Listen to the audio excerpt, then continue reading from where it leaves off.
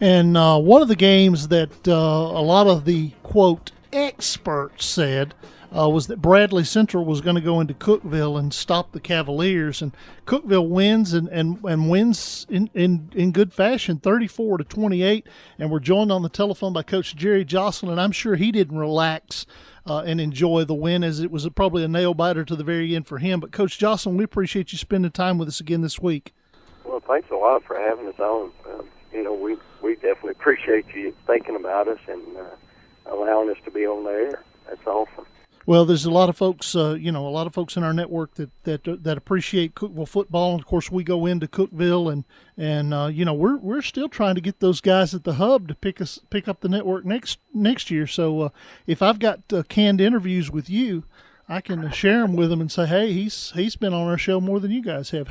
What do you think about my strategy there?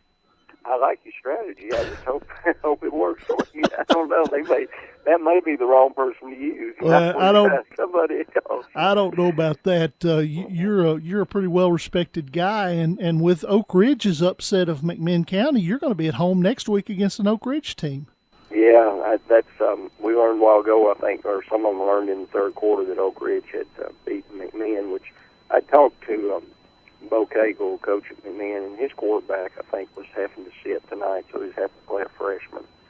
And, of course, we had a couple of injuries in the game that cost Bradley early. Number 10, the Copeland kid broke his wrist about probably the first quarter, and that created a lot of problems for him. They had a young freshman that came in and did a great job for him, and he brought him back, a kid by the name of Daniel Clark, number 8. He really played well for him. We're talking to Coach Jerry Joslin, the head coach of the Cookeville Cavaliers. Coffee County gave Riverdale fits for a half tonight, and Coach Davis is on hold, so he can hear you.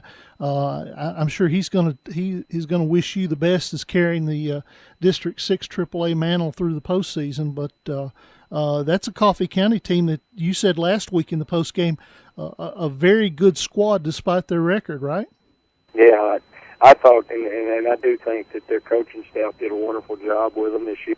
I thought they played well, and of course the Wicks kid and the Murray kid and they and Rod, they just, their linemen are just good old boys. I mean, they just play hard, and I was really impressed with them last week and thought they did a great job. Well, we will try to.